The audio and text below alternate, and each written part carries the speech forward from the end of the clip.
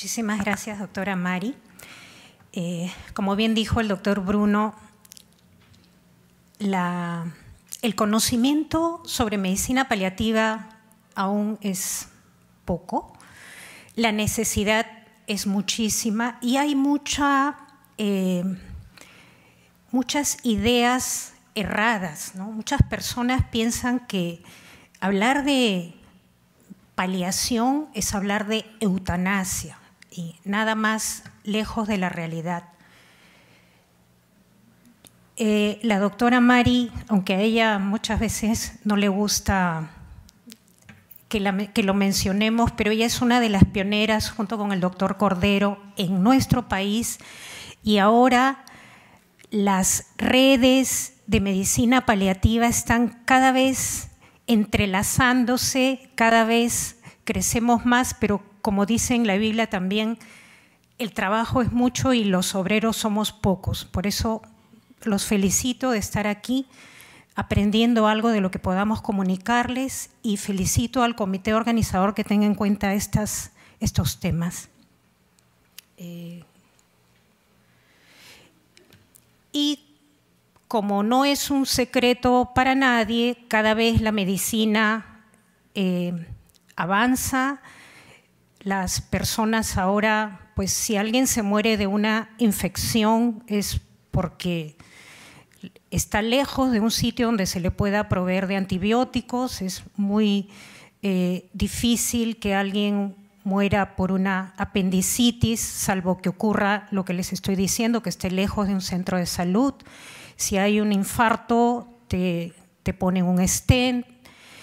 Pero ¿qué hace eso? Que cada vez vivamos más, no necesariamente mejor, no hay una mejor calidad de vida, pero sí el Perú no es ajeno a esta realidad que la población está envejeciendo. Y bueno, como ya mencionó la doctora Mari, yo soy geriatra y he hecho una subespecialidad en medicina paliativa, así que vamos a tocar algunos puntos referentes a la medicina paliativa en este grupo etario. Bueno, yo soy miembro de la Asociación Médica Peruana de Cuidados Paliativos, docente de pre y posgrado de la Universidad Peruana de Ciencias Aplicadas y miembro de la Sociedad Peruana de Geriatras. Y todas las presentaciones tienen un sustento científico.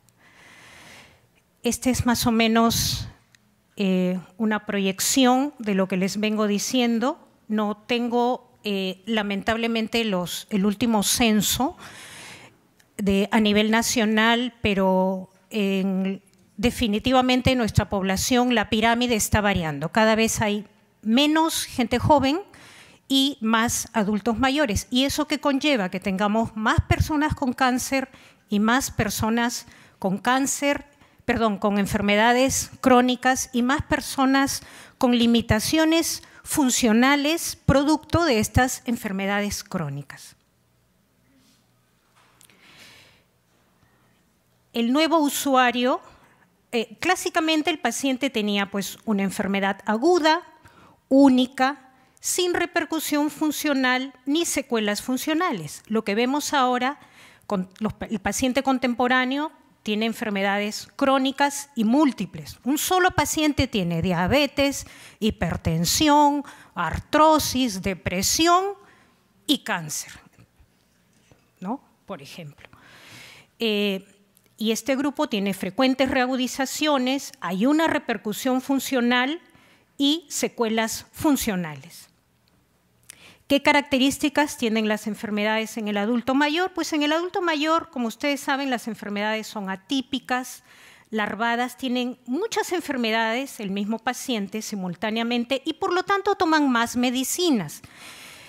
Y como toman más medicinas van a tener más efectos adversos, pero toman lo que le indicó el cardiólogo, lo que le indicó el reumatólogo, lo que al compadre le hizo bien, lo que vio en el programa de salud en casa, etcétera. Entonces, al final son muchas medicinas que toma un solo paciente. Y el adulto mayor tiene dificultades diagnósticas y terapéuticas. ¿Por qué? Porque le echamos la culpa a la vejez, ¿no? Si me canso porque ya estoy mayor, pero de repente me estoy cansando porque la hemoglobina la tengo baja, estoy haciendo insuficiencia cardíaca, tengo metástasis. Estoy estreñido porque soy mayor, sí, pero de repente hay un cáncer de colon. No duermo porque las personas mayores no duermen bien, sí, pero tal vez está deprimido, ¿no? Entonces, le echamos la culpa a la vejez y pueden ser alguna enfermedad. Y de por sí el adulto mayor tiene miedo a ir a atenderse porque sabe que le van a decir que tiene alguna enfermedad, que tiene que dejar de comer su chocolate o tomar su cafecito, etcétera, lo que les agrada. Y porque además los médicos no estamos entrenados, ¿no? Yo veía con mucho gusto la presentación de la doctora Paulet y a la vez sentía pena porque cuando tuve a mi padre enfermo, yo de morfina no sabía absolutamente nada, siendo médico y habiendo 4 médicos en mi casa, mi hermana, mi cuñado, mi esposo y yo. Y no sabíamos usar morfina porque esto que mencionó la doctora es una perlita. Realmente ha dado como los tips de cómo se usa la morfina, pero no nos enseñan en la universidad.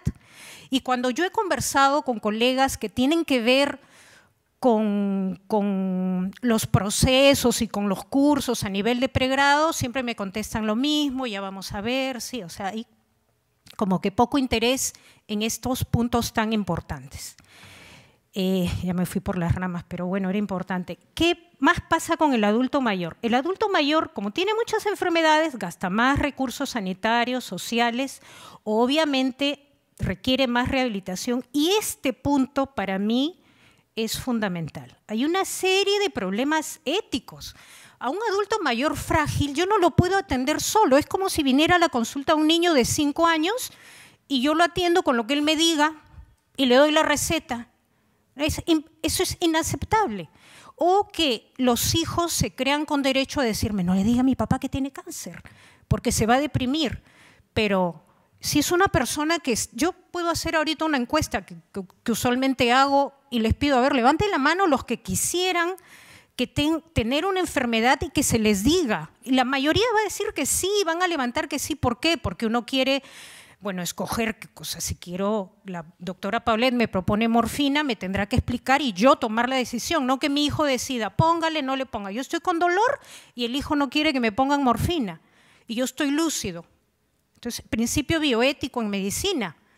Bueno, el primero es non nocere, el primum non nocere que siempre nos enseñan, pero otro principio bioético importante es el de la independencia, salvo que hablemos de un paciente con demencia o de un niño, pero inclusive nosotros que vemos a veces jovencitos, niños, ellos toman su decisión y se les pregunta, mírate, voy a tener que amputarte porque tienes un cáncer en el huesito, y ellos participan si son adolescentes.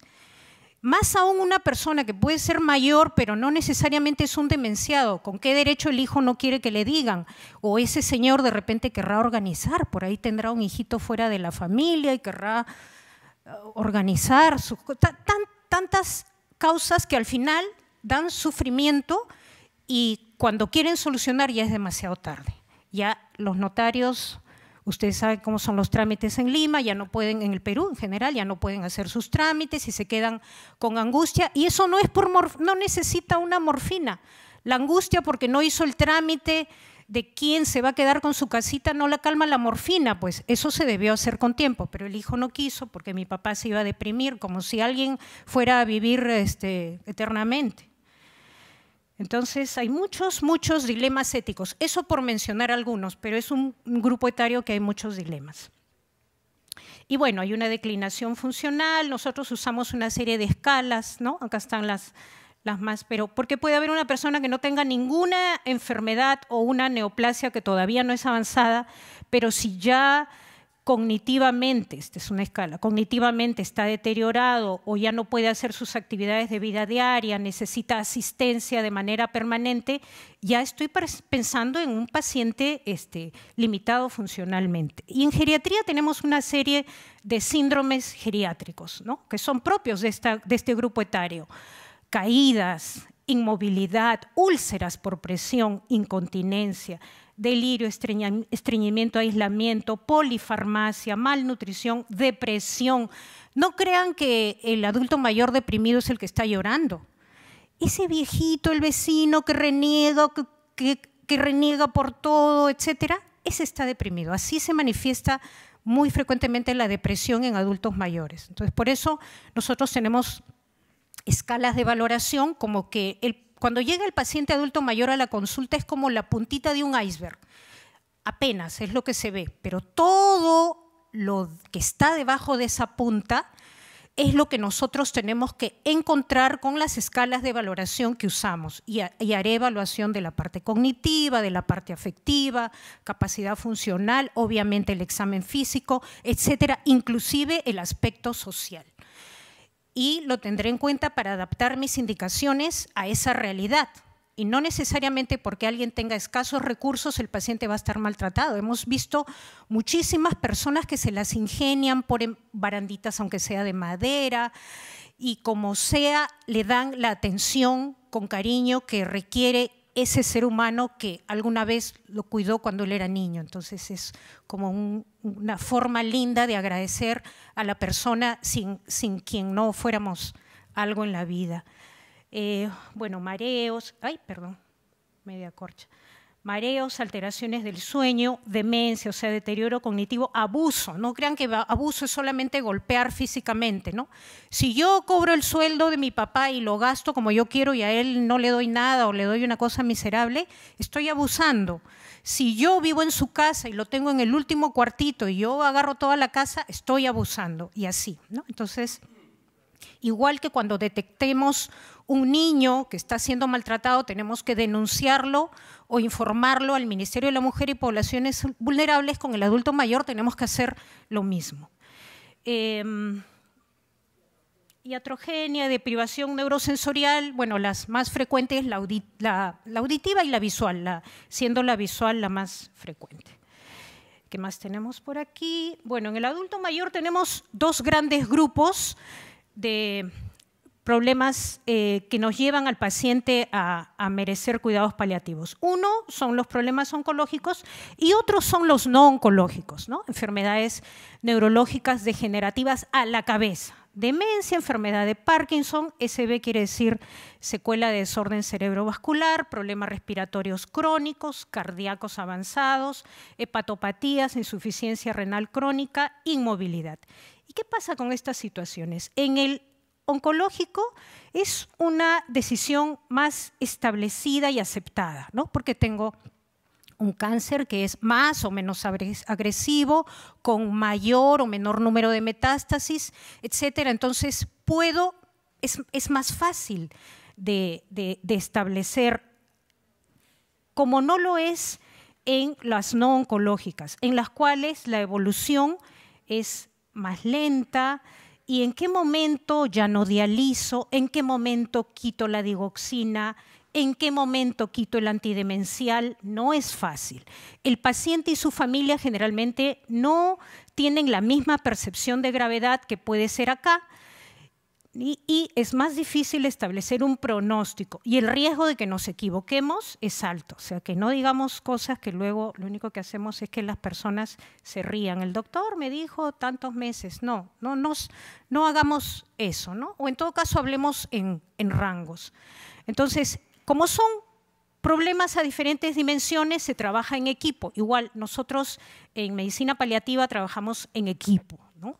Médicos, enfermeras, tenemos psicólogos que nos apoyan y pronto espero tengamos asistente social.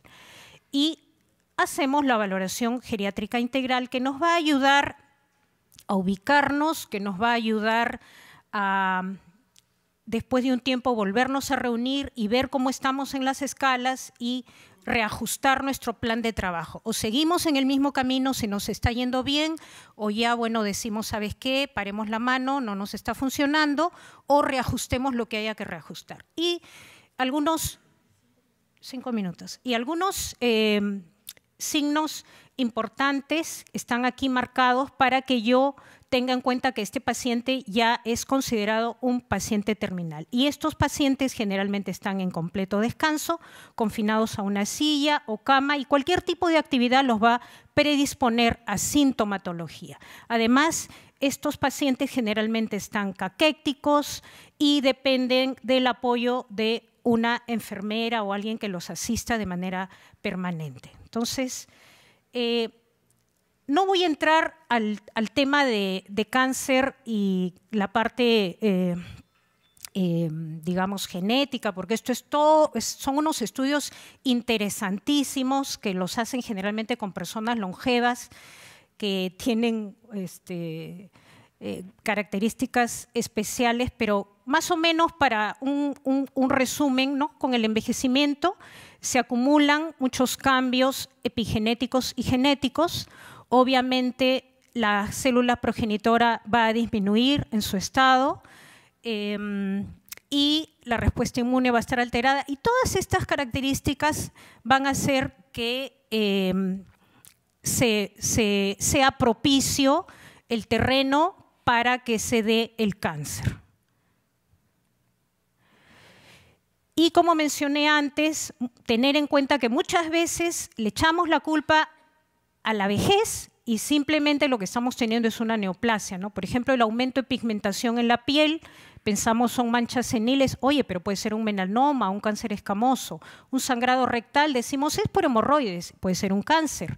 O estreñimiento, como les había dicho, o la disnea, ¿no? O disminución del chorro urinario, que es tan frecuente en adultos mayores, decimos hiperplasia y podemos estar ante un cáncer de próstata, cambios en la mama, fatiga, etcétera. Dolor óseo, decimos, no, está con artrosis y lo que puede tener es metástasis. Este es una gráfica que nos representa el aporte de Madame Cecile Saunders, que es la promotora, digamos, de la medicina paliativa en la época moderna. Y digo en la época moderna porque el ser humano siempre ha cuidado a sus seres enfermos y limitados, ¿no? Siempre. Y ella acuña el término de dolor total, que es aquel dolor no solo físico, sino también psicológico, social y aún espiritual. Y como ustedes pueden imaginar, de repente acá puedo tener escalas de depresión, etcétera, pero ¿y un dolor espiritual cómo lo diagnostico? Y si ni siquiera lo diagnostico no lo voy a poder manejar. Y aquí no hay morfina o parche de morfina que valga, ¿no? Entonces fíjense qué importante es tener en cuenta estas 4 dimensiones del dolor. Y se ha desplazado el manejo de la medicina paliativa. Antes el paciente hasta el final recién, es más, aún ahora hay tanta ignorancia que a veces nos llegan pacientes faltando días u horas para que fallezca, o sea, cuando ya están en agonía. Es muy poco lo que podemos hacer, de repente aliviar un poco la falta de aire, pero cuanto más precoz empecemos con la medicina paliativa, engranada con la medicina curativa o preventiva, el paciente va a tener una mejor calidad de vida. Es más, el paciente fallece y luego nosotros seguimos con el duelo, ¿no? A veces hacemos tanta empatía que aún el paciente ya falleció y seguimos teniendo alguna suerte de relación con la familia o con las personas que quedaron. Y bueno, para hacerla corta, VGI quiere decir valoración geriátrica integral. Entonces yo tengo, digamos, un paciente con cáncer, le hago esta evaluación que les he mencionado, que tiene las dimensiones física, emocional, social, etcétera, valoro y veo si el paciente es frágil o no frágil. Si no es frágil, está fácil, ¿no? Imaginen cualquier adulto mayor que simplemente tiene más de 65 años, pero por lo demás está bien. Yo ni siquiera lo pienso y de frente le voy a hacer su tratamiento oncológico completo. Pero si encuentro algo que pueda corregir, ¿no?, algún paciente vulnerable, le voy a hacer la rehabilitación al nivel que necesite y lo voy a llevar a este lado. Si lamentablemente no puedo rehabilitarlo, pues voy a tener en cuenta y puedo darle algún tratamiento, pero teniendo en cuenta, por ejemplo, cómo está funcionando su riñón. Pues ni loco le voy a dar una quimioterapia que me va a afectar más el riñón o el hígado o va a empeorar una insuficiencia cardíaca. Entonces, generalmente adaptaré mis dosis, mi manejo, inclusive quirúrgico, de radioterapia, a la situación funcional de ese adulto mayor. Y muchas veces nos hacen la interconsulta como geriatras para hacer la evaluación y ver si el paciente procede o no, o si es tributario o no, de un tratamiento más o menos agresivo. ¿Qué más tenemos por acá? Y obvio, bueno, un paciente frágil es obvio. Ustedes imagínense cualquier persona adelgazada, decrépita, edéntula, habría que estar mal de la cabeza para darle un tratamiento y generalmente con ellos hacemos simplemente medidas paliativas. Yo creo que ya me van a votar, así que bueno, múltiples causas de sufrimiento que tenemos que manejar en el adulto mayor, como ya mencionaron también los colegas que me han antecedido. En el aspecto físico, psicológico, social, espiritual, inclusive lo práctico. Yo siempre digo, levante la mano honestamente de aquí el que sepa cambiar un pañal a un adulto, no a un bebito, que es tan fácil. Nada, o sea, no sabemos, pero sí le decimos, haga esto, hágase. Entonces tenemos que dar indicaciones inclusive del aspecto práctico.